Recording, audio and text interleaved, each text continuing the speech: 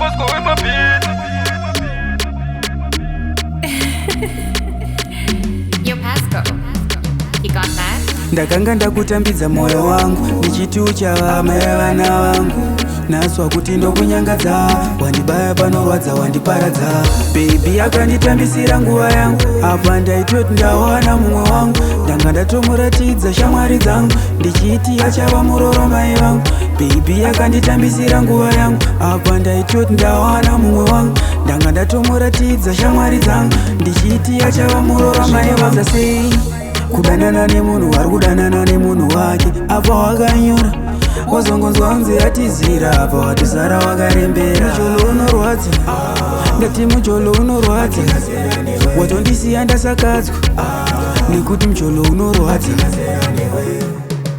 bebi akanditambisira nguva yangu apa ndaitoti ndawana mumwe wangu ndanga ndatomuratidza shamwari dzangu ndichiti achava muroro mai vangu bebi akanditambisira nguva yangu apa ndaitoti ndawana mumwe wangu ndanga ndatomuratidza shamwari dzangu ndichiti achava muroro mai vangu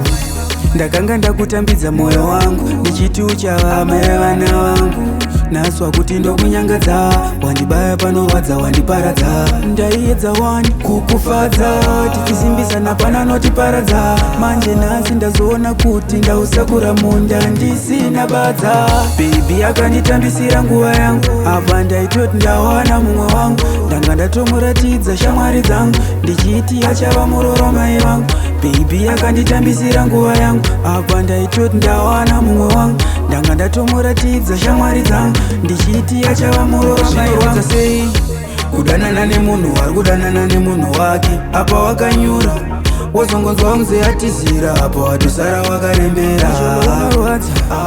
ndati mujolo unorwadza watondisiya ndasakadzwa nekuti mujolo unorwadza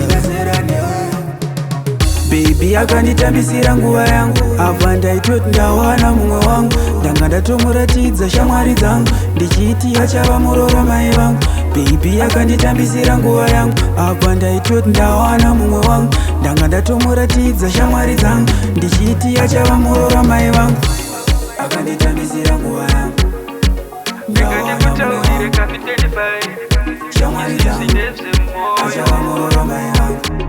akanditambisira nguva yangu